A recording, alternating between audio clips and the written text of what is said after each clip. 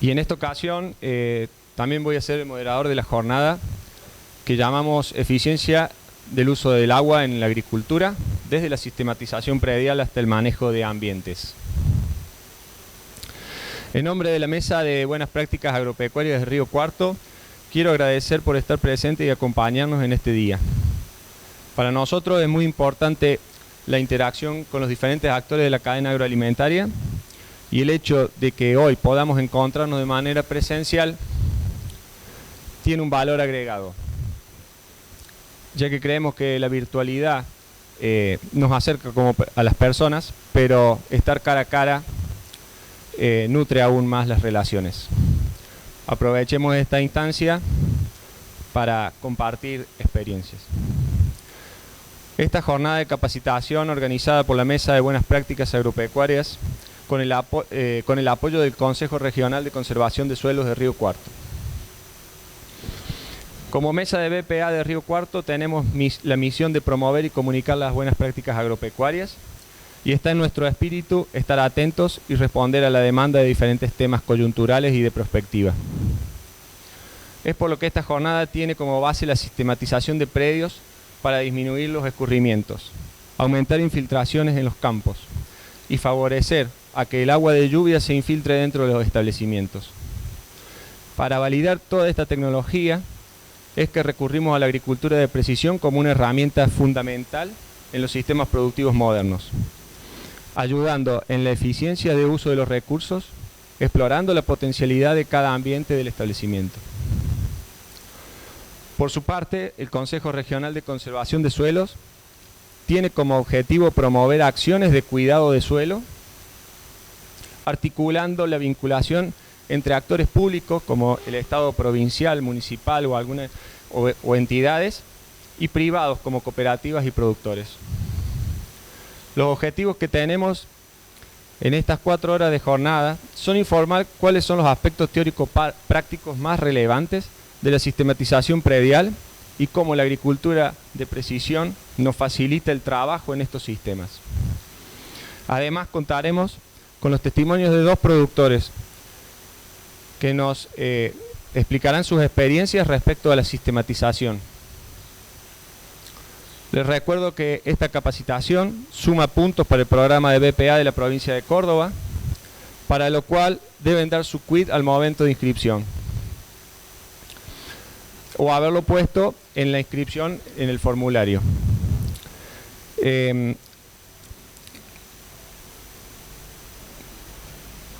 Cualquier duda o consulta lo pueden hacer en la mesa de ingreso.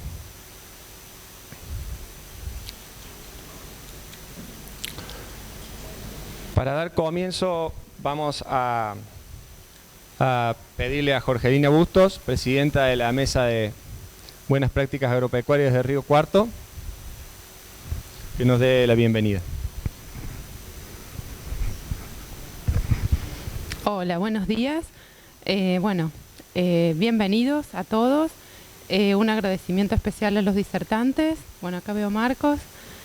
La verdad que es un gusto que estemos acá en estas jornadas porque estamos, ya hace un tiempito que estamos volviendo a la presencialidad, pero no fue tan fácil volver y es la segunda jornada. Como mesa estábamos acostumbrados a reunirnos, así que, es un placer estar así, acá. Bienvenidos y que tengan buena jornada. Gracias, Jorge. Me va a demandar 5 minutos. Esto es meramente formal, pero la idea es presentarles a la Mesa de Buenas Prácticas muy rápidamente para que conozcan todo lo que hay de trasfondo en esta institución. La Mesa de Buenas Prácticas Agropecuarias es una organización público-privada conformada por 19 entidades, ¿sí?, referentes en la implementación de buenas prácticas agropecuarias. Nuestra misión es promover y comunicar las buenas prácticas agropecuarias y nuestra visión es que somos una asociación pública-privada referente en la promoción de buenas prácticas agropecuarias, comprometidas en articulación con diversas instituciones para potenciar su implementación. ¿Cómo nos organizamos? ¿Sí? De acuerdo a necesidades, conocimientos, experiencias, problemas que veamos, leyes, generamos un consenso, trabajamos colaborativamente y lo que más nutre a la mesa es la pluralidad de voces. Hace más de 10 años que estamos trabajando juntos, ¿sí? Y potenciamos la promoción y difusión de las buenas prácticas agropecuarias. Lo más importante es esto.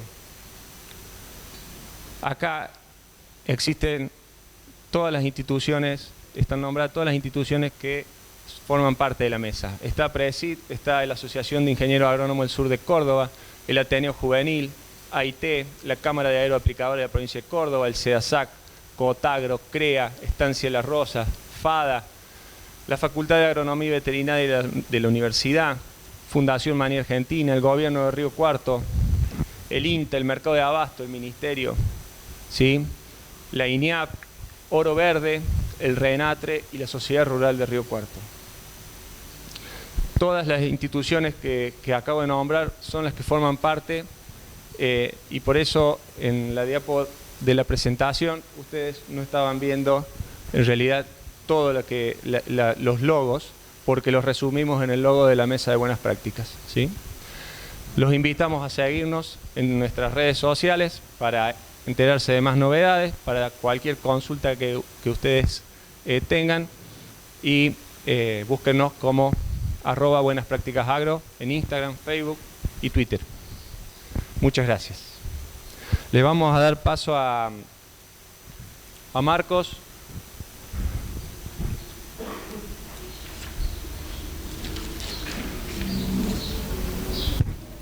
Presentamos al ingeniero agrónomo Marcos Barbora, asesor privado en control y prevención de erosión hídrica, miembro del Consejo Regional de Conservación de Suelos de Río Cuarto. Su charla se titula Sistematización con terrazas, cosechar agua para maximizar la producción. Marcos.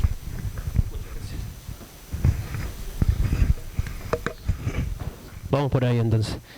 Gracias Gerardo por la presentación, gracias a la Mesa de Buenas Prácticas por invitarme a participar una vez más en estas charlas informativas. Está muy bueno, por lo menos a mí me gusta mucho venir a contar de qué se trata lo que yo hago. Yo soy ingeniero agrónomo, en algún momento muté, no me fui para el lado de la producción y empecé con esta parte de lo que se dice conservación de suelos.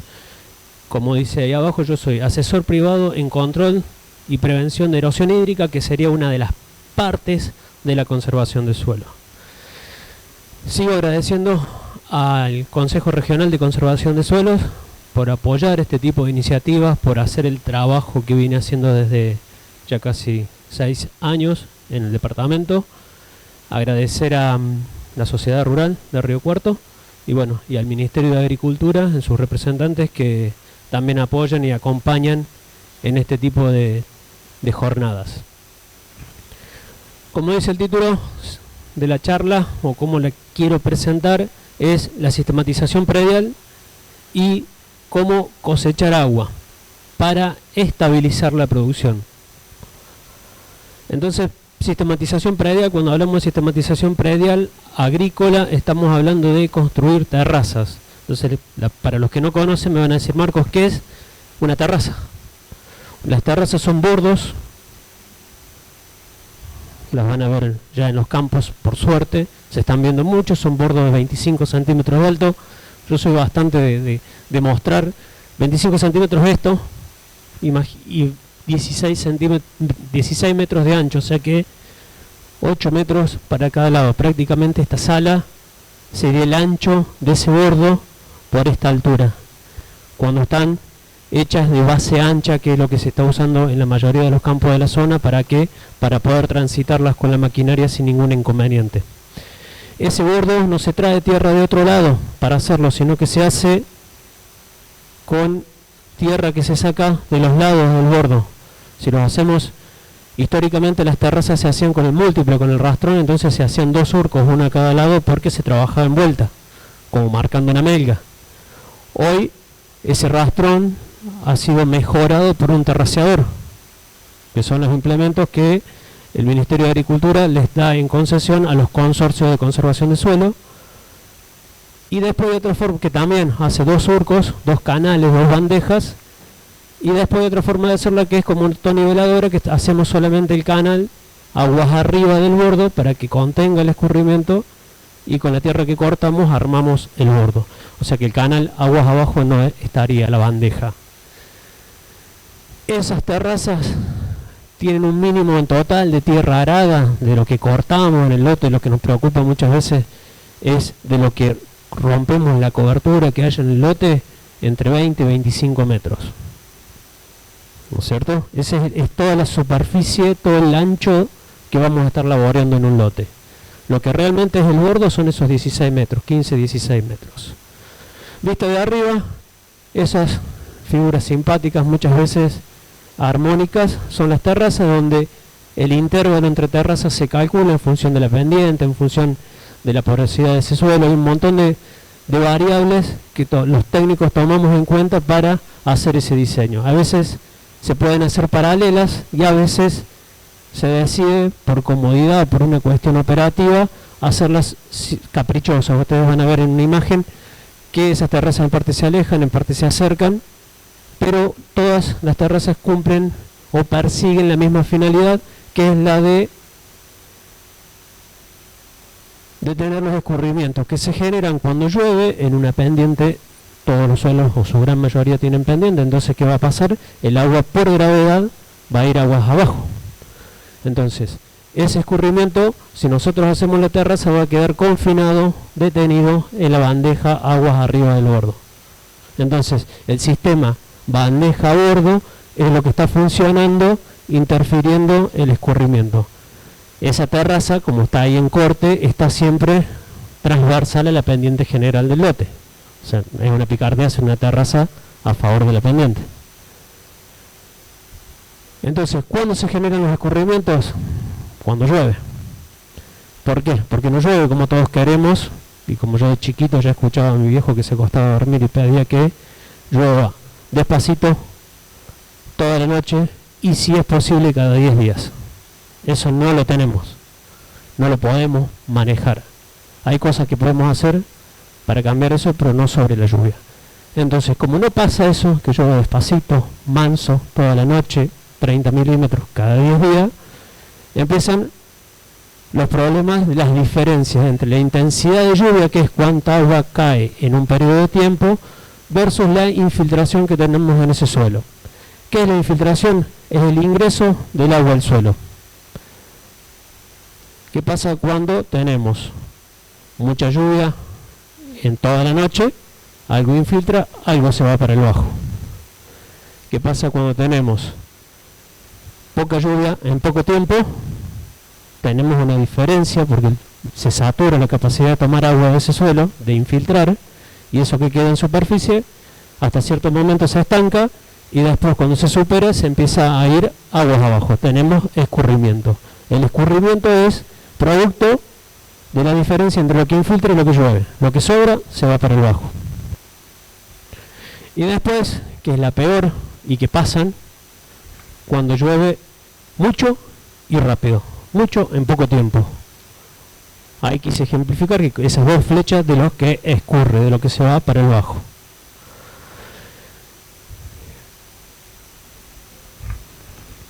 Cuando en esa variación nosotros dijimos no podemos hacer nada, o yo les dije, creo que estamos de acuerdo, en que no podemos hacer nada con la intensidad de lluvia, en cómo se presenta, cómo va a alargar el agua esa nube que está ahí arriba, que no nos va a hacer caso, que queremos que sea despacito en toda la noche y cada 10 días. No va a pasar.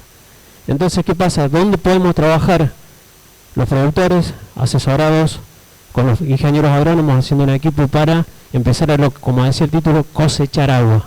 ¿Qué es cosechar agua? Esto, trabajar sobre esto, sobre la infiltración del lote, del suelo, que es donde cae el agua, donde el primer lugar donde la gota de lluvia toma contacto con la tierra, con el suelo, con la superficie. Entonces ponemos foco en la infiltración, y lo primero que tenemos que hacer si queremos hablar de infiltración, conocer la infiltración, empezar a manejarla, es medirla. Si no la medimos, no sabemos en qué valores estamos, por lo tanto si no sabemos dónde estamos no lo podemos mejorar, y generalmente lo que no se tiene noción, no se tiene una medida, tiende a degradarse. ¿Lo vemos hoy? Sí, lo vemos. Mucho pasa en los campos que uno empieza a recorrer, a andar, campos que antes no generaban escurrimientos, que están en siembra directa, que tienen cobertura, y cada vez generan más rápido escurrimientos, excedentes. Antes una lluvia de 30 milímetros en una hora no salía agua del lote o no se generaban encharcamientos, y hoy estamos viendo que ante esa misma lluvia estamos teniendo problemas de que queda agua en superficie y muchas veces corre quedando dentro del lote encharcada o saliendo del lote haciendo problemas. Entonces volvemos, vemos que pasan las cosas pero no sabemos por qué. Entonces medir. ¿Qué vamos a medir? La infiltración. ¿Por qué la infiltración? Porque vendría a ser como en un ser vivo, la infiltración en el suelo, medirla en un ser humano, en un animal, es como medir la temperatura. Cuando hay fiebre, hay un problema. En el suelo, cuando la infiltración está por debajo, la velocidad de infiltración, los milímetros que ese suelo capta, deja entrar por unidad de tiempo, son bajos, eso está... Hay valores de referencia para distintas texturas de suelo que nos indican cuál es el 36,5 normal de cada suelo, que sería nuestra temperatura, 36, ¿no es cierto? En el suelo decimos 20 milímetros por hora en un suelo arcilloso, 35 milímetros por hora en un suelo franco, y así tenemos para cada textura de suelo valores de referencia. Ojo, son de referencia.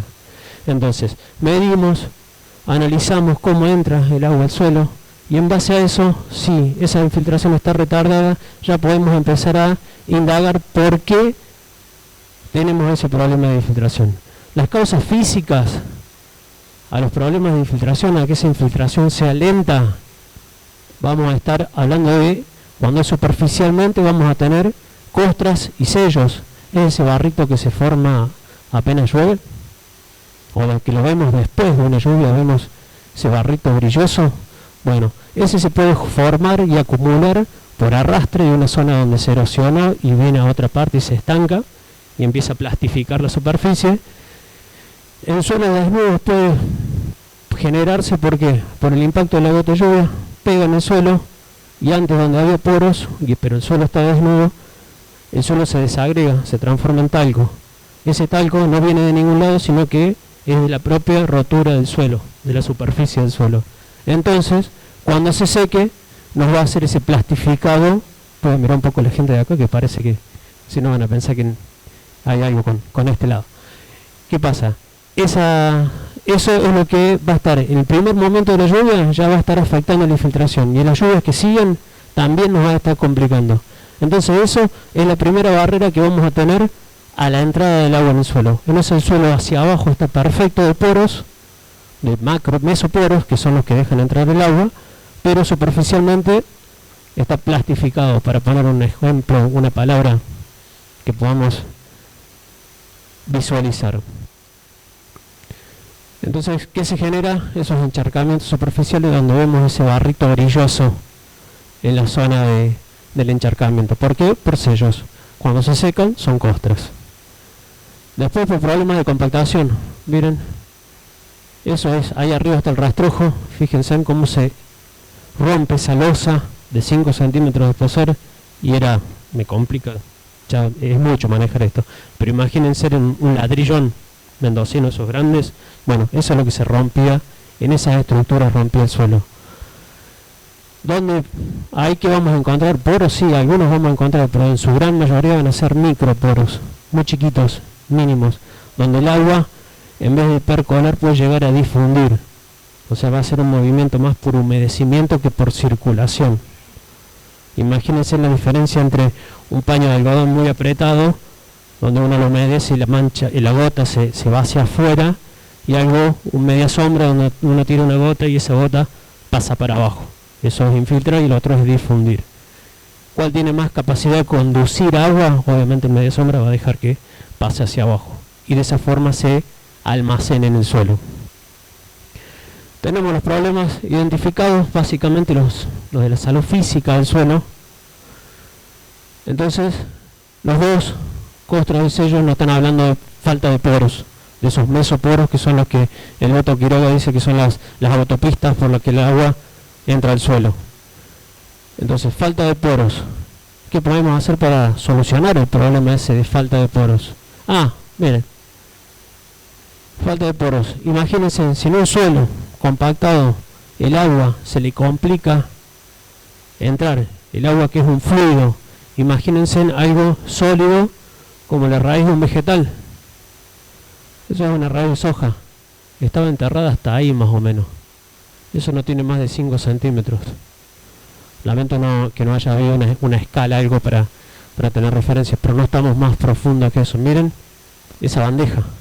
Entonces esa planta venía como una maravilla, se encontró en seca, con ese suelo compactado y tuvo que explorar hacia los lados. Entonces, una cosa a cuestionarnos como asesores, como productores, cuando nosotros hacemos análisis de suelo 0,20, 0,5, 0,10 y nos preocupamos si vamos a fraccionar el muestreo, si vamos a hacer un muestreo referenciado, vamos a fertilizar, presupuestamos un rendimiento para un perfil de 30 centímetros, 20 centímetros, y nuestra maceta es eso. O sea, todo lo que pusimos pensando que iba a ir a esa maceta de 20, teórica, de 25, de 30 centímetros, que es lo que iba a explorar el cultivo, no va a estar ahí. El agua, que nosotros nos viene gratis, que Gerardo me pidió que lo diga, el agua que cuando sobra nadie quiere, pero cuando falta todos miramos para todos lados, algunos miran para arriba, otros se fijan en meteófo, otros en infoclima, pero toda la queremos, toda la necesitamos, no va a entrar el suelo. Y las plantas no van a tener capacidad de buscarla más abajo, porque ese suelo está compactado. Entonces, ¿qué tipo de agricultura, qué tipo de agronomía para los colegas estamos haciendo en esa situación? Donde tenemos un paciente que ya acá no tenemos la temperatura, no hicimos infiltración, pero acá ya nos está diciendo que hay algo mal que no está bien. Gente, seguimos. ¿Por qué? Porque quiero darle un poquito más de manejo a esto, pero yo estoy apurado porque hablo apurado, pero me gustaría que ante cualquier duda, comentario, sugerencia, me avisen, paramos, lo charlamos y seguimos. A veces esperar hasta el final perdemos la oportunidad de hacer la pregunta, así que a mí no me molesta. Bien, ahí está.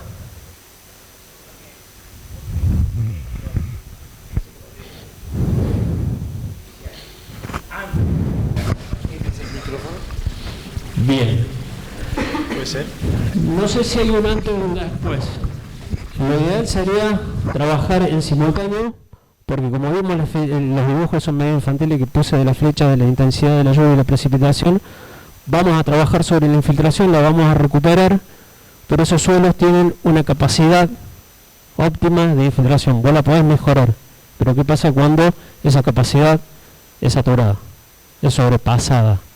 Ahora vamos a ver qué podés hacer para mejorar esa infiltración. Soluciones de tratamiento a la baja tasa de infiltración. No es que la infiltración sea petiza, no tengo nada por los petizas, yo soy más de ese lado aparte. Pero cuando la infiltración es baja, estoy diciendo que la velocidad de ingreso de agua al suelo es lenta. O sea, entran pocos milímetros por unidad de tiempo. Por ende, si la lluvia fue de 50 en una hora y entran 12 milímetros por hora en ese suelo, hay 38 milímetros que van a quedar arriba. Si hay pendiente, se van a ir para el bajo. Si no hay terrazas, se van a ir para el bajo. Tratamientos mecánicos.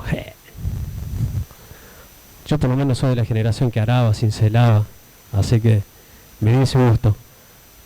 Biológicos, químicos. Entonces cuando hablamos de tratamientos mecánicos, ya pensamos fierro, HP, cubierta, gasoil. Ahí está. Esto es un escarificador, algunos lo dicen paratil. La principal diferencia está en el tipo de reja que usan, en la forma del timón y la profundidad a la que trabajan. Estas herramientas, ¿cuál es la intención que tienen?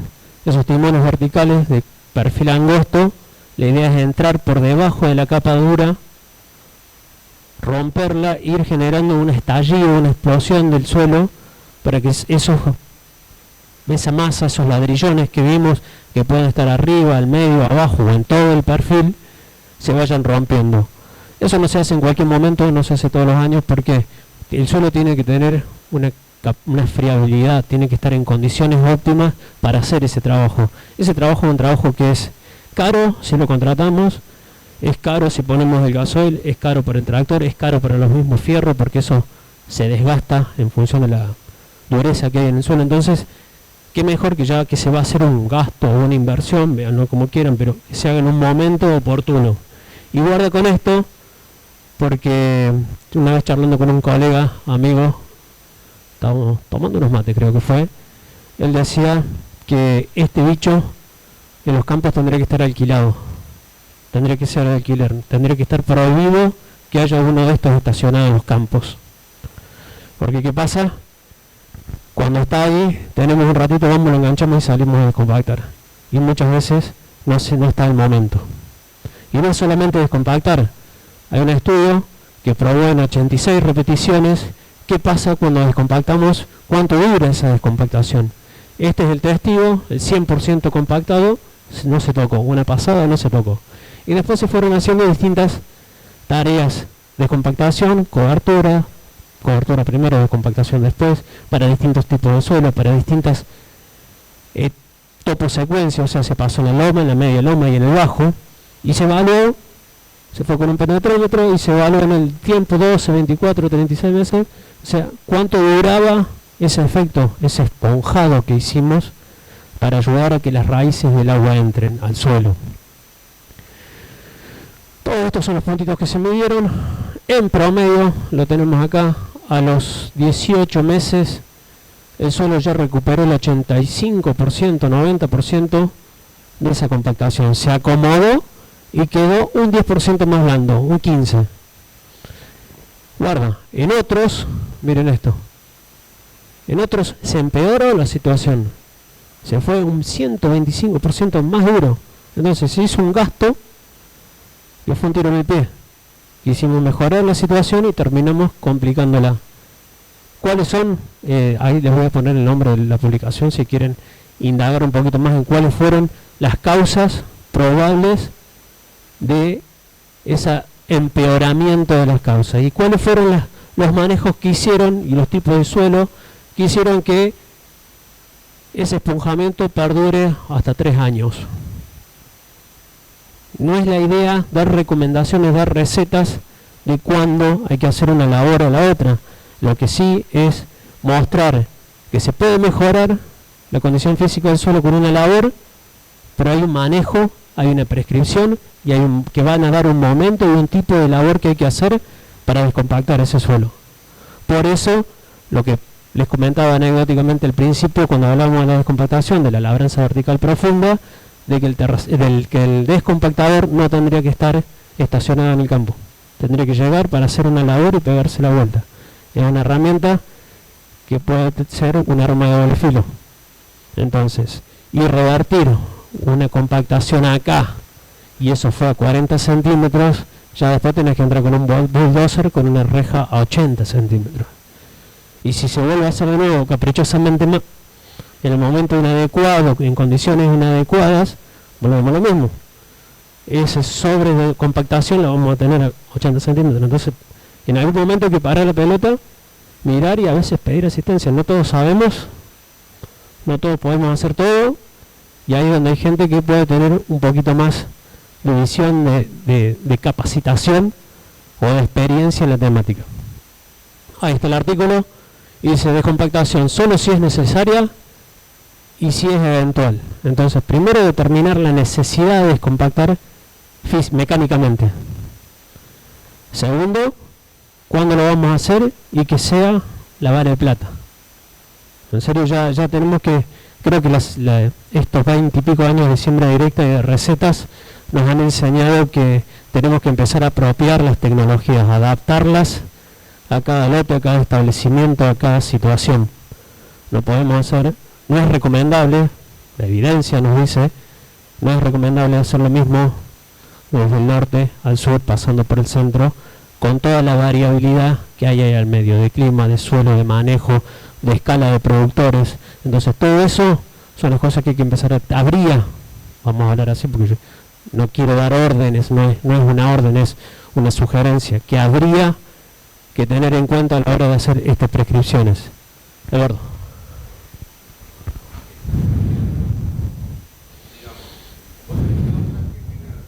Sí, señor.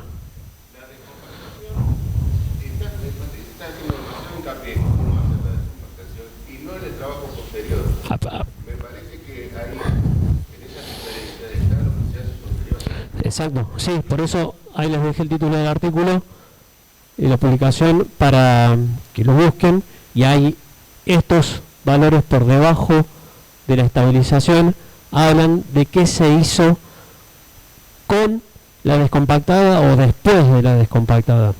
Y tienen más que ver, mucho que ver con esto que yo les voy a resumir ahora, que es lo biológico. Lo biológico. Manejar el suelo con cobertura, ¿para qué? Para que la gota cuando llegue al suelo no haga el sello, no haga la costra, y no empecemos de nuevo ese círculo degenerativo de la salud del suelo. Imagínense un suelo con una veta abierta, por más que arriba se hace un rolito, se acomoda, pero si está hecho en mal momento, ese tajo queda abierto. Imagínense un suelo sin cobertura, viene un chaparrón de 40 milímetros en 2 horas, todo ese suelo suelto que hay se va a ir por el tajo y se va a ir a los 40 centímetros. Todo ese talquito, ese guadal que vemos que queda, esa tierra suelta, ese limo, es lo que va a ir al fondo del surco. Entonces, ¿qué estamos haciendo? Le estamos aumentando la densidad, le estamos metiendo material sin poros a la parte interna del suelo.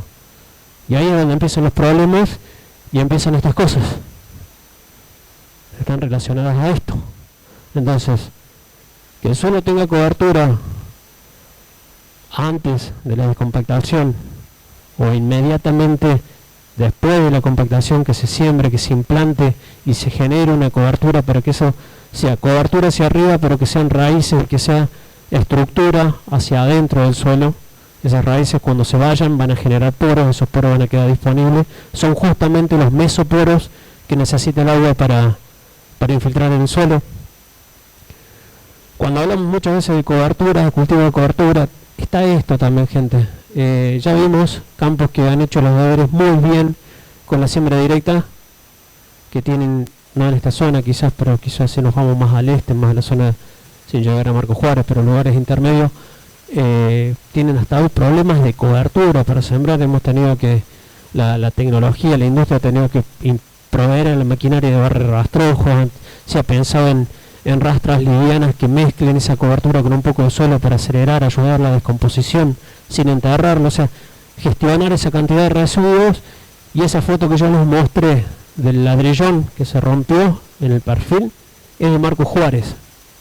5 centímetros de brosa, no de rastrojo, 5 centímetros de brosa, de mantillo casi descompuesto ahí en esos suelos, por una muy buena manejo de la siembra directa, de receta, de manual, rotación, trigo, maíz, soja, o sea, estaban todos los cultivos que conocemos, o sea, los tres estaban, nunca maní, ¿viste? Porque el maní, o sea, y fuimos pactamos, chico, ¿por qué tenés escurrimientos pendientes menores del 1%? ¿Por qué tenés escurrimientos? Clavamos la pala, rebotó. Había humedad, no estaba crocante el suelo. O sea, por eso, hacer bien no quiere decir hacer las cosas bien. O sea, empezar a mirar el suelo no solamente como un lugar de apoyo, es un volumen, es una unidad que tiene 3 dimensiones y hacia abajo. Entonces tenemos que trabajar en eso, en esas 3 dimensiones donde hacia adentro es donde nosotros vamos a ir a las plantas, no nosotros, van a buscar los nutrientes, van a buscar el agua. Eso es lo que tiene que almacenar el carbono de esas raíces que nosotros tenemos que meter. El contenido de carbono de un suelo no se mide en la cobertura es cobertura, es un poncho. Lo que nutre al suelo, lo que lo mantiene vivo, lo que le da disponibilidad de nutrientes, es todo esto. Y no en el momento que está vivo, sino una vez que hizo su ciclo y queda metido adentro del suelo. Eso es lo que va a formar, después de un largo proceso biológico de estabilización, la materia orgánica del suelo.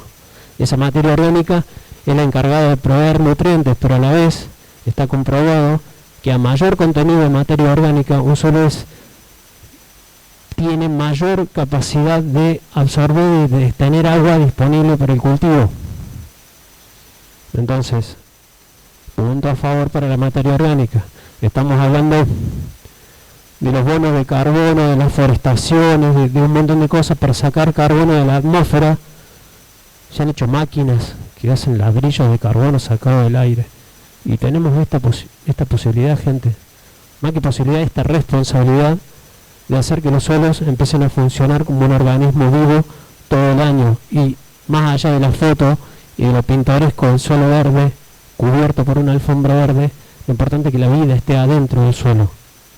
Obviamente lo necesitamos arriba, es el reflejo de lo que pasa abajo, pero es un círculo. En algún momento hay que empezar a meterse en ese círculo, que esa rueda empiece a andar, y un paso te va a dar el otro, y muchas veces vas a hacer un paso para atrás y 3 para adelante, o 3 para atrás y 1 para adelante. Son muchos años de haber simplificado todo para pretender en pocos años recuperar y entender cómo funciona cada suelo de cada establecimiento o cada parte del establecimiento. Hoy hay herramientas. La agricultura de precisión, yo creo que nos permite hacer ese monitoreo finito, tener muestreos de suelo a tamaño de una densidad de puntos de repeticiones dentro del lote. Era impensado, o sea, era imposible hacerlo físicamente, y hoy se hace. Hoy hay herramientas que permiten inferir eso o medirlo directamente.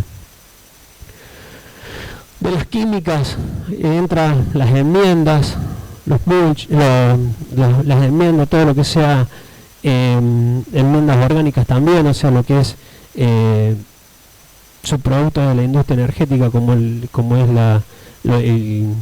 el fermentato de los biodigestores, entra todo lo que es el guano de los fibras, todo eso también entra a fertilizar y aportar alguna, aparte de nutrientes, algo de biología al suelo para empezar este proceso de recuperación. Volviendo a por qué se generan los escurrimientos, porque llueve poquito y rápido, porque llueve mucho, pero en todo el día, pero llueven 200 milímetros, ese suelo no se va a tomar los 200 milímetros, algo va a ir para abajo. Esto es la intensidad media de milímetros hora para la zona de Río Cuarto. Lo puse para que veamos, no es para el detalle, pero esto está medido, esto se usa la precipitación diaria para calcular. Si tenés un pluviógrafo, te va a hacer el gráfico de cómo es la lluvia por hora. También tenemos frecuencia de recurrencia de lluvia diaria máxima, entonces puedo decir que cada 2 años es lógico esperar una lluvia de 72 milímetros en un día, cada 5. O sea, eso es una frecuencia de estabilidad, estadística, probabilidad. ¿Qué vamos a hacer con eso? Perdón, acá. Cuando esto nos va a decir la diferencia entre estos valores y la infiltración del suelo, me va a estar dando cuánta agua escurre o cuánta agua es la que queda en la superficie del suelo, y si no hay medidas de contención es cuánta agua va a escurrir y se va a ir aguas abajo.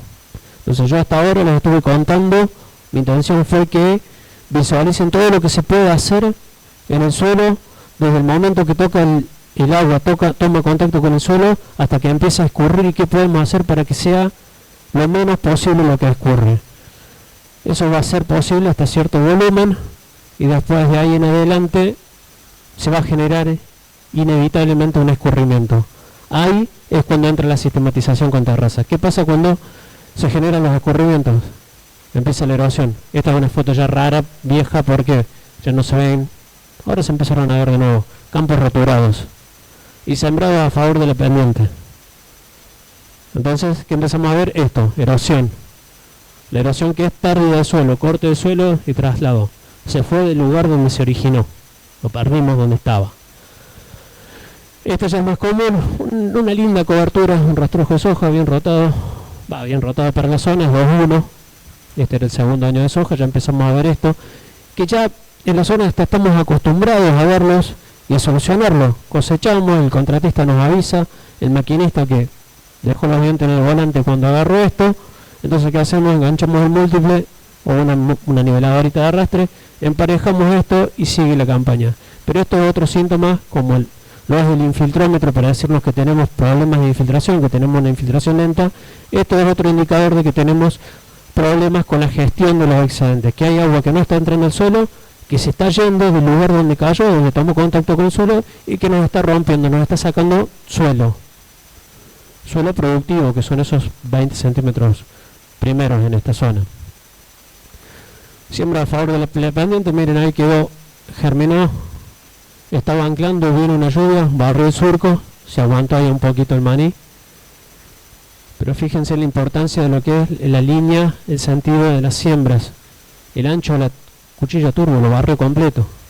Entonces, cuando uno machaca y a veces hasta parece cansador o el contratista lo ve como un encordio al tema de sembrar cortando la pendiente, acá está, y esto traje la foto, pero todo hemos andado por el campo, todo lo hemos visto.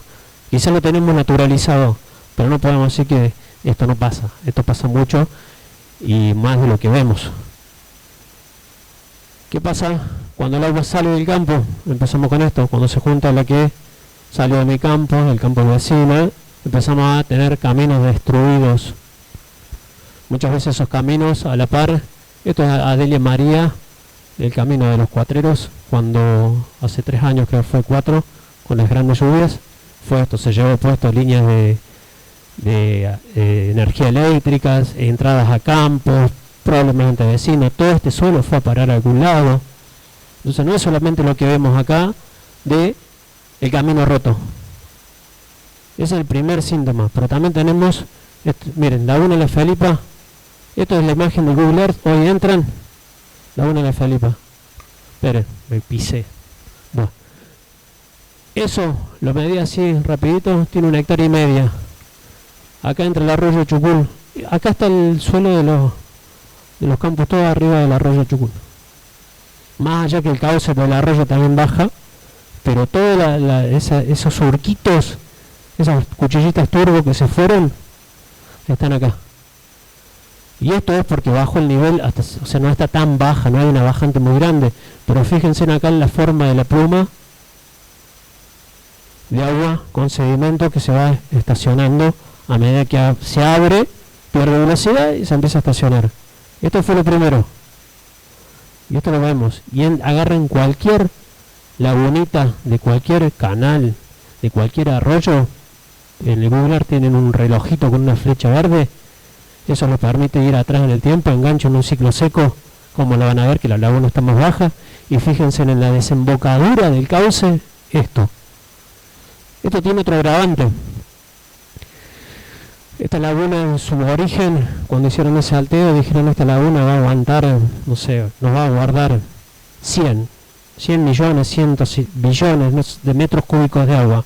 Cuando empieza a llenarse esto, ese plato hondo, esa fuente, ese bowl que tenemos, que está funcionando como un regulador, se empieza a llenar de abajo, de sedimento. Entonces la capacidad buffer, la capacidad de amortiguar una crecida, disminuye, con el agravante que todos hemos visto que por más que el año venga seco, cada vez más frecuente una lluvia intensa, importante, 80, 100, 120 milímetros en un día. ¿Qué quiere decir eso? Agua que no va a entrar al suelo, agua que se va a ir, agua que va a circular por los caminos, va a caer a un canal a un arroyo a una laguna.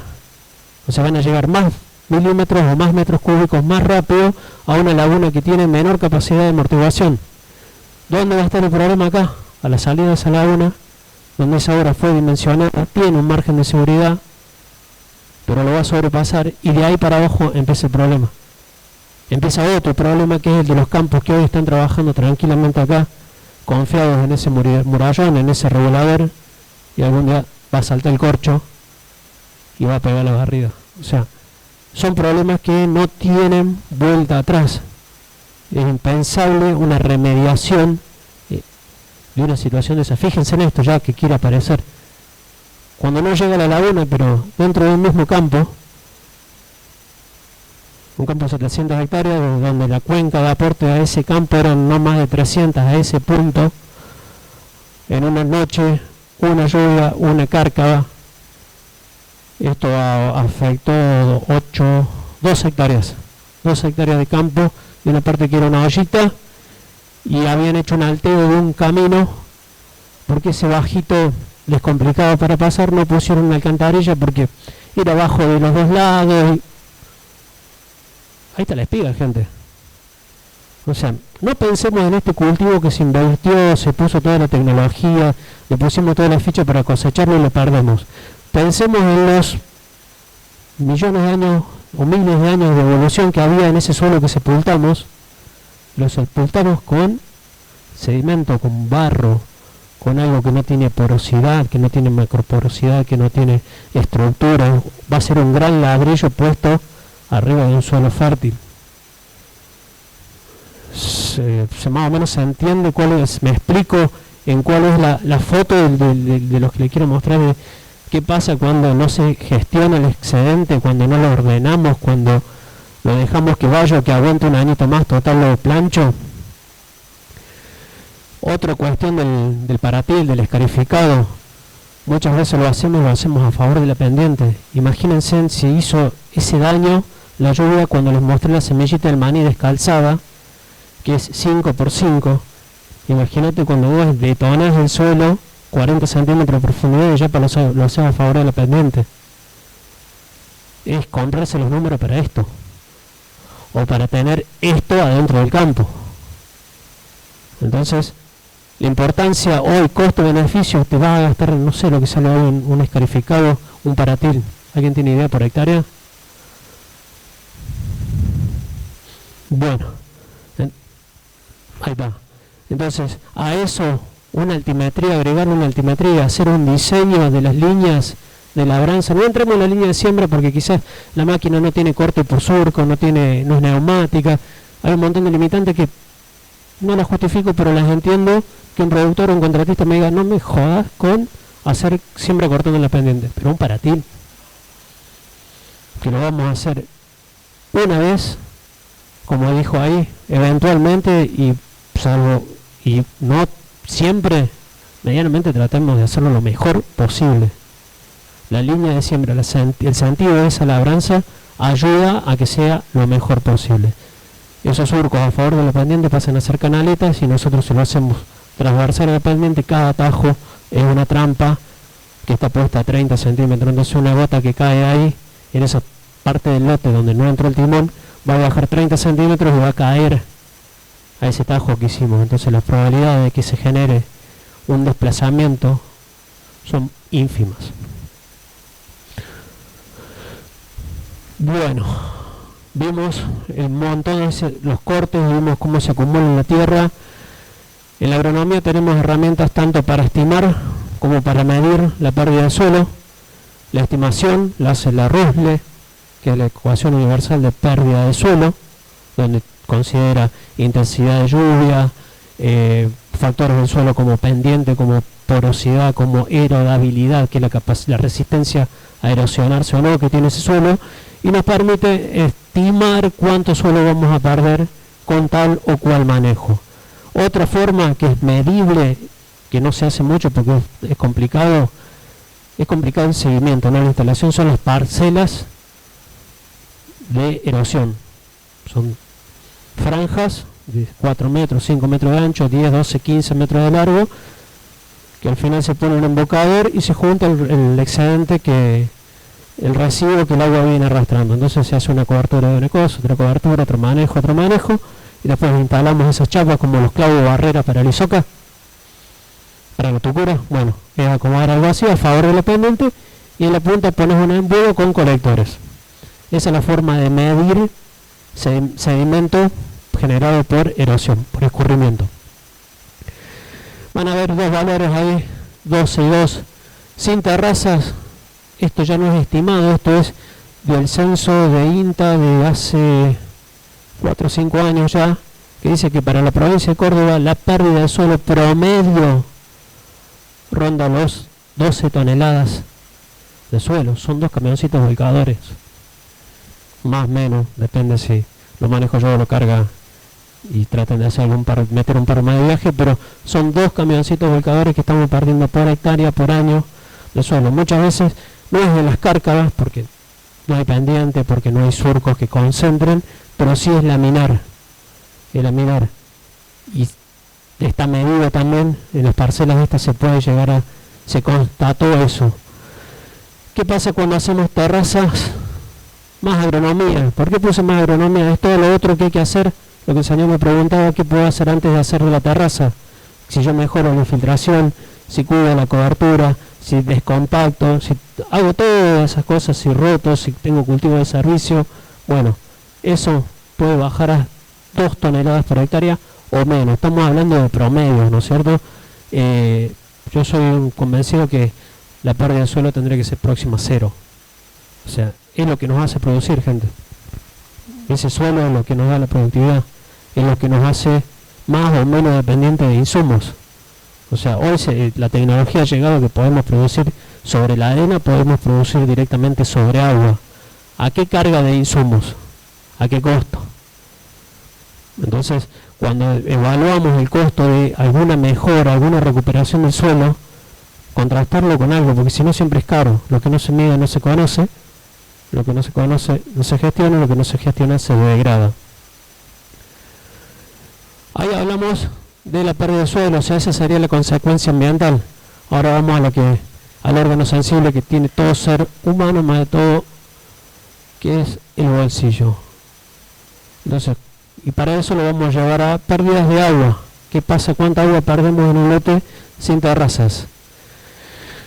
Para una lluvia de 83 milímetros, 83, 85, 80, en 3 horas se pierden aproximadamente 32 milímetros. Eso es un 30%, un 40% del agua que llovió. Entonces, ¿cuánto llovió? 83 milímetros. Estoy chocho.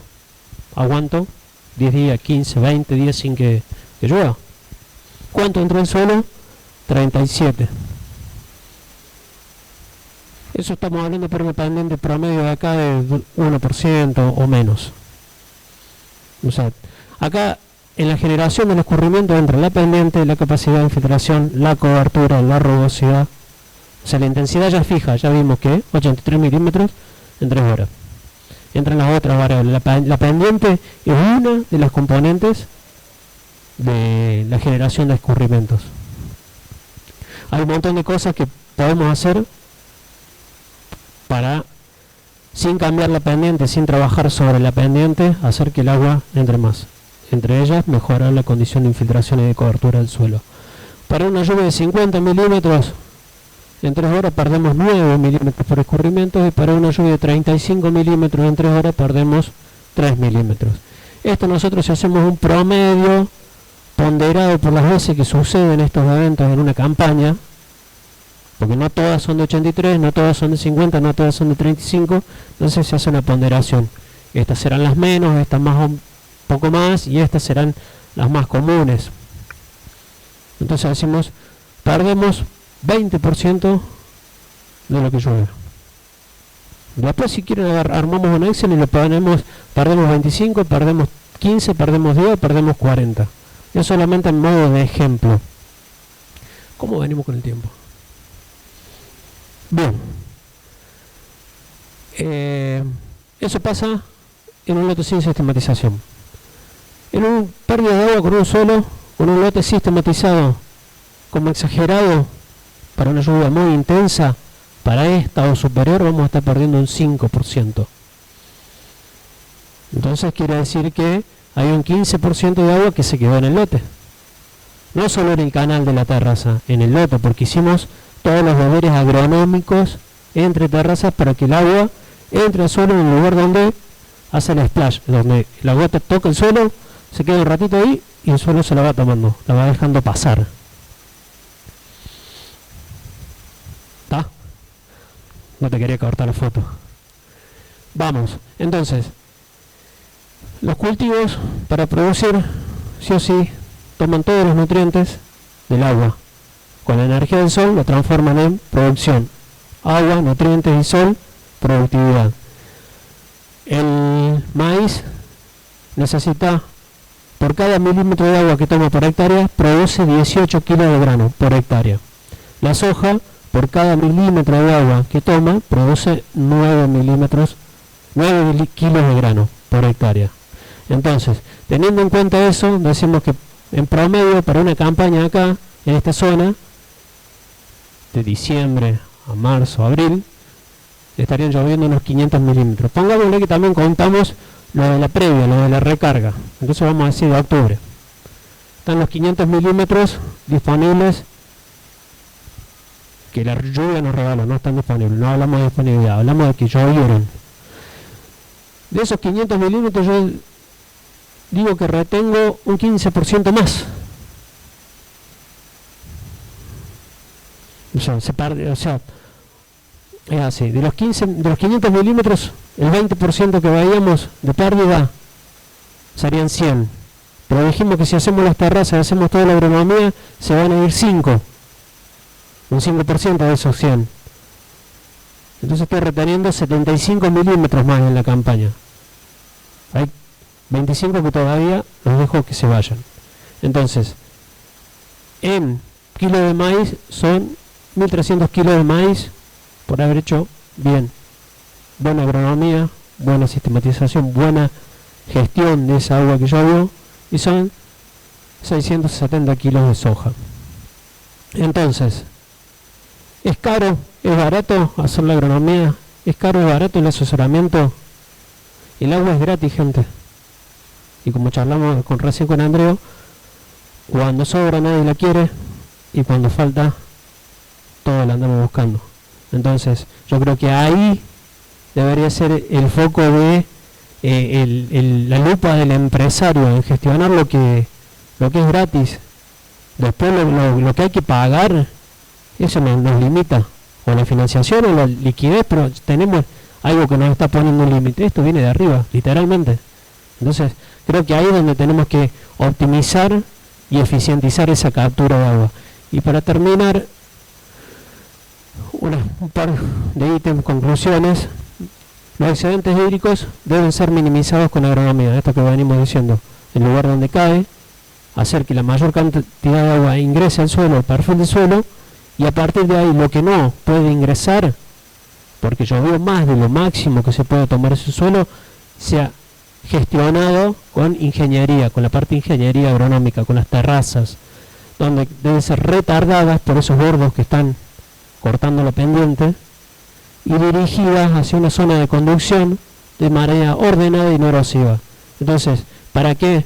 Para llegar al ideal de que si sale agua de un campo, no sea un chocolate, sea agua cristalina, agua limpia, que de última se puede embalsar y usar en otro lado, no que si hacemos un embalse con el agua que sale de los campos a los 3, 4, 10 años, dependiendo de las dimensiones del campo, ese embalse se haya llenado y sea una platea y no funcione más como embalse.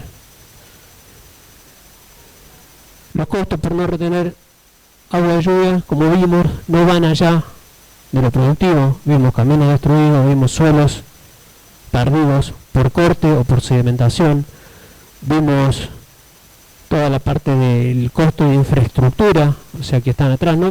¿Cuál es la idea de esta charla? Si ponemos a hacer algo más genérico se complica, pero podría haberle puesto fotos de rutas cortadas, arrasadas por crecidas, de ríos nuevos.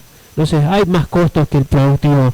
Está bien, el productor quiere producir lo posible con la menor variabilidad posible, es entendible, y más, mejor, y yo creo que nadie rompe el campo a propósito.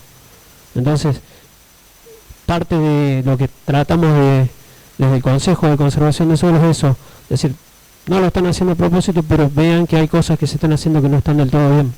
Entonces, es esto, ver que el agua de lluvia es un factor limitante en la producción, de que su no gestión repercute en lo productivo, pero también repercute en otros aspectos. Y después, ya a modo de cierre sí, las terrazas se pueden hacer con un tractor muy grande y un terraceador, con un tractor más chiquito y un múltiple, con una motoniveladora, con un tractor muy chiquito y un aradito. Todo en esto, lo que tienen en común todos estos productores es la convicción, las ganas y el compromiso. Y eso es lo que muchas veces en estas charlas uno trata de invitar en esa dirección, a ganas, a convicción y a compromiso. Muchas gracias.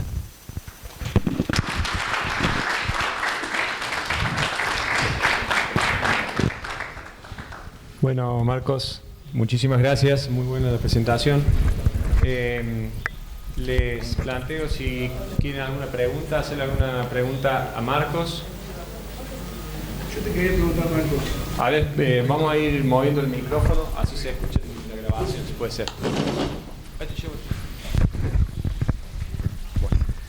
Marcos, ¿qué tal? ¿Cómo te va? ¿Qué vida útil tiene la terraza una vez que uno sistematiza el campo? ¿Cuáles son los mantenimientos posteriores? Te quería preguntar. Bien, yo te voy a contestar, no sé si no es otra pregunta, pero hoy esto de la ampliación del área productiva ha llevado a que se levanten alambrados, ¿no es cierto? Vos alquilás campo, andás por campos, notás esos bordes de alambrado, cuando se levantan los alambres se ven, bueno, la terraza es eso, es un borde de tierra que obviamente necesita un diseño, un seguimiento en su ejecución, pero que si se hace bien va a ser igual que ese borde viejo de alambre, va a estar ahí. Obviamente los primeros años requiere un seguimiento, algún ajuste. ¿Por qué? Porque estamos moviendo tierra y no la estamos compactando como un camino. Nosotros queremos que ese suelo que acopiamos para hacer la terraza siga siendo productivo. Entonces no lo vamos a dar una compactación de un camino, es lote. Volvemos. ¿Qué vida útil tiene? Hasta que las rompas. ¿Cómo las podés romper? Si te compras las Canelli esa de 45 toneladas, viste que están promocionando, y no cargas en la punta del lote y salís del cejo. Si los primeros años los picados muchas veces son contraproducentes, no el picado, picar maíz, sino la negligencia o el desconocimiento a la hora de moverse en ese lote sistematizado. Si vos haces camino transversal en las terrazas, las vas a detonar, algunas vas a cortar, pero no es porque la terraza esté mal hecha, sino porque como se hunde todo el lote, también se va a hundir la terraza. Entonces, recomendaciones: circular paralelo al eje de la terraza, con una carga importante aguas abajo. Si lo haces aguas arriba está muy húmedo, te vas a encajar. Aguas abajo, tomas 1 o 2 terrazas para la circulación, terminaste de hacer las labores en el lote y en esa zona haces algún tipo de descompactación con pinzas, ¿no es cierto? O sea, y si vas a hacer ahí al año siguiente o a los 2 años cuando vuelvas a picar ese lote, tomas otra terraza para circular.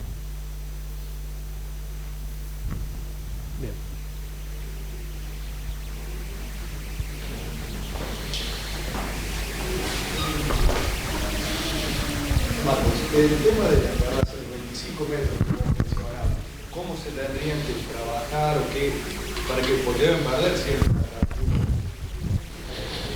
hostilidad o suelo? Bien, lo que vos perdés es horizonte. En esta zona, donde los horizontes son bastante acotados, donde las transiciones son muy abruptas, vos lo que estás haciendo es estás decapitando un horizonte A, una C. Entonces, una vez que confeccionaste la terraza, lo ideal es hacerlas más anchas inclusive, pero no ir tan abajo. Entonces estoy sacando una capita más delgada. ¿Qué te va a pasar? En el eje de la terraza vas a tener concentración de nutrientes porque hiciste un acopio, y en la zona de la bandeja vas a tener déficit. ¿Cuál es la recomendación? Que eso se hace para cada campo, es una fertilización diferencial, un manejo diferencial acompañando la recuperación de esa zona. Una cobertura todos los años, una refertilización para esa cobertura y antes de la siembra. Facu, atajame si ves que se me escapa la... Pero va por ahí, ¿entendés? O sea, estamos haciendo un estudio, lo podemos mejorar. Si tenés que ser purista y que yo no voy a destruir el lote, no hay más papista que el papa. Entonces si vos te preocupás por no destruir el lote, espero que no tengas ningún surco, no tengas pérdida de suelo de alguna otra forma. Es elegir, si querés decir, el menor de los males. ¿Preferís erosión laminar en todo el lote? ¿O preferís hacer un sacrificio que es reversible, manejable, y en esa superficie hacer un manejo diferencial hasta que vos recuperes cobertura, recuperes estructura? Obviamente no vas a recuperar el perfil de suelo, eso lleva mucho tiempo, pero bueno, va por ahí. O sea, suelos con otra resiliencia, por ejemplo, Marco Juárez, en muchos de los terrazas hemos cortado 20 centímetros. Al año siguiente, no se pudo fertilizar, no se pudo hacer este manejo diferencial, porque como todo lo que se prueba, muchas veces se patina mucho para tomar las decisiones. Cuando se decide ya estamos casi entrando a sembrar y se quisieron hacer 50 hectáreas de terraza para probar, dijimos, bueno, vamos a ver qué sale. Índice de barda perfecto, vuelvas al lote no tenías diferencia, la terraza estaba cubierta completa con el mismo, teníamos un camino, la misma desarrollo vegetal arriba de la terraza, cultivo de soja, cultivo de maíz, mapa de rendimiento, no se ve la terraza. Entonces, está en la resiliencia de ese suelo, qué manejo tenés que hacer de esa intervención.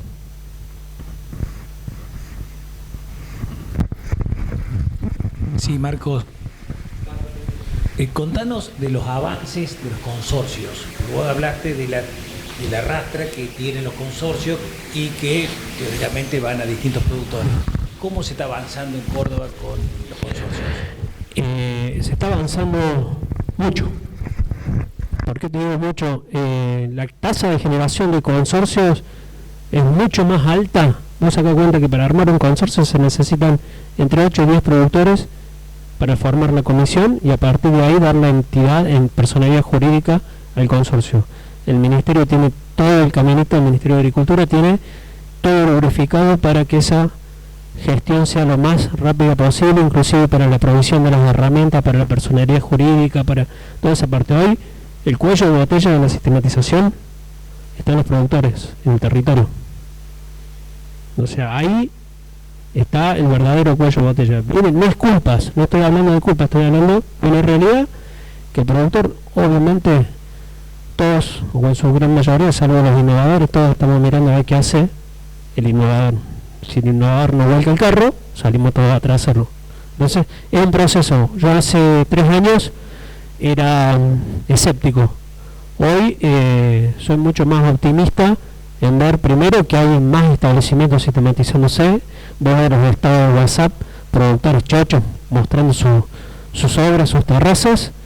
Los consorcios funcionan para lo que se fueron creados, que es para apoyar a productores en el conocimiento, en la toma de decisiones, para empezar a organizar esos pequeños territorios que son las cuencas que conforman cada consorcio.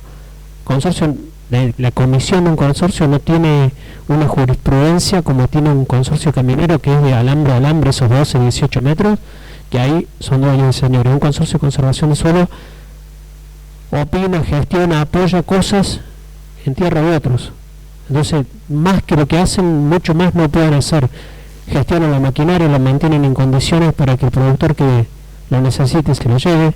Hay consorcios que te la prestan, hay consorcios que te la alquilan generosamente, simbólicamente. Hay consorcios que ya tienen dentro del consorcio una empresa montada con su tractor donde van y te hacen la terraza. Entonces hay una comunicación técnico, consorcio, productor, producto ya en mano. Entonces, ¿cuál es la idea de esto? Ir simplificando, solucionando problemas, no solamente el problema del agua, sino el problema que puede generar implementar un plan predial de control de erosión hídrica en campos donde en esa ya no tienen ni casco, no tienen instalaciones, obviamente no tienen tractores. Entonces, la idea es eso, ir cubriendo, llevando soluciones. Quiero solucionar el problema de escurrimientos, pero no que no tengo herramientas. El Consorcio de Conservación de Suelos tiene herramientas. La provincia se las dio para que la gestionen, el gobierno provincial se las dio para que la gestionen, para cubrir ese bache. Productores, propietarios de campos que no tienen las herramientas. Acá están. No tengo tractor. El Consorcio de Conservación de Suelos tiene un tractor. Hay contratistas que no hacen siembra y cosecha, solamente hacen siembra, entonces en invierno tienen capacidad ociosa, se están capacitando, estamos formando, yo como técnico, varios colegas más, estamos a cada campo que vamos, es un peregrinaje de llegar, explicar qué es una terraza, hacerles el dibujito, mostrarles el plano, regularles el terraceador, que le agarran la mano, que tapan el surco, si trabajan con niveladoras, si trabajan con múltiples, o sea, se capacita, se enseña a llegar lo más al producto, lo más parecido posible a esa terraza. Yo siempre le hago hincapié a los contratistas que de ahí para arriba, de ahí a más linda, de lo que yo les mostré cómo se hacen, obviamente ellos van a hacer 50, 60, 70 kilómetros de terraza esa campaña, entonces van a tener muchas más oportunidades que uno que anda una vez a la semana, un par de horas arriba del tractor contándoles más o menos qué quiere. Che, no, yo para compartir el tema de la fertilidad, estaba bueno que compartir la experiencia nuestra. Nosotros hace unos 4 o 5 años venimos haciendo sistematización, terrazas de este estilo que plantea Marcos, y llevamos hecho unas 1.800 hectáreas entre campo propio y campo alquilado con contratos a 3 o 5 años que compartimos los gastos con el dueño del campo, y vemos que esto de la fertilidad es fundamental para no ver en esos primeros años déficit en las zonas en las bases de las terrazas y mermas de rendimiento, haciendo una fertilización diferencial en la terraza. Nosotros fertilizamos todo el campo completo, todo el lote completo, y en las bases hacemos una fertilización tanto nitrogenada como fosforada mayor y diferencial que el resto del campo, y de esa forma vemos que no hay mermas de rendimiento y no se marcan los índices verdes.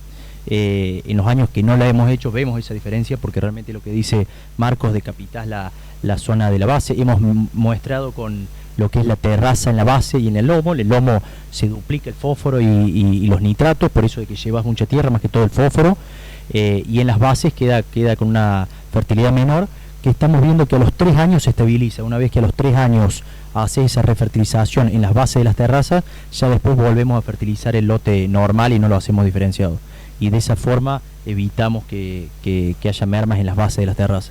Otra cosa para remarcar de la experiencia nuestra de estos años es que hacemos terrazas, más que todos estos periodos secos que estamos teniendo, hasta el límite que podemos sembrar una cobertura arriba de la terraza. Nosotros le sembramos generalmente 40-50 kilos de centeno, entonces ese límite ponemos para que no queden descubiertas, más que todo en estos meses de agosto, que hay voladuras y demás, avanzar con terraza hasta que las podamos dejar cubiertas. Cuando la terraza la dejas cubierta con centeno, como es tierra movida, queda cubierta, y una que mejora la recuperación de esa base de la terraza, y otra que no tengas voladuras de las terrazas y demás, porque como ven ahí queda el suelo descubierto. Así que ese es el límite que tomamos hasta dónde avanzar con la planificación de terraza que hacemos año tras año. Así que quería agregar eso de experiencia nueva.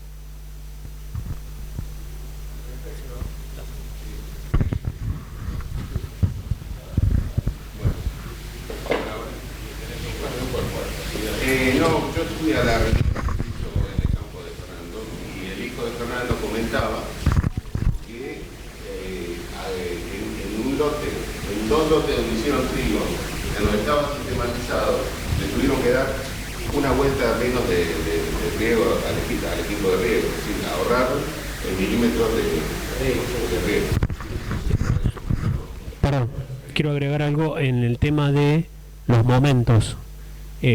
Para hacer lo que Facundo decía de elegir el momento límite para hacer una sistematización, lo importante es el momento que el día que se toma la decisión de sistematizar el campo, iniciar con el proyecto, y quizás hoy si toman la decisión podemos ir, medir, diseñar y ejecutar. ¿Es lo ideal? No. Lo ideal sería medir este año, diagnosticar, planificar ese avance de obra, priorizar los lotes. Es decir, vamos a empezar obviamente por la loma, si se puede. Bueno, pero si el lote va a maíz, no es ideal hacer las terrazas sobre maíz. ¿Se puede? Sí, se puede. Con un poco de reparo se puede sobre rastrojo de maíz, pero, o sea, ¿cuál es la idea? Y lo dejo seguir, Facu. Esto de planificar es una inversión, una inversión que, como le comentaba Emiliano, va a ser de larga vida útil. Entonces, planificarla, hacerla metódicamente, gestionando el avance de obra, planificando los pasos. Entonces de esa forma nos va a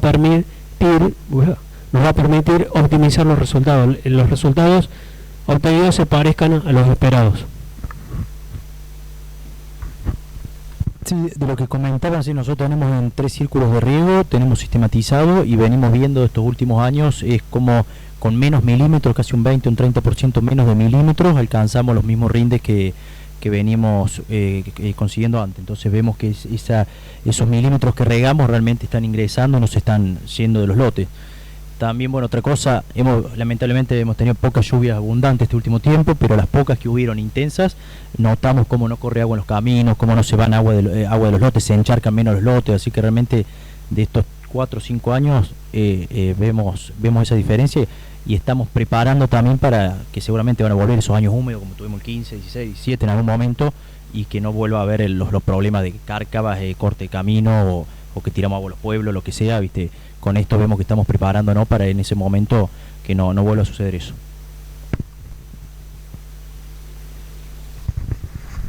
Bien, les agradecemos entonces a Marcos, les agradezco a ustedes la participación. Vamos a hacer un break Pueden tomar café, té, recargar el agua del mate. Vamos a pedir un aplauso muy fuerte para Marcos.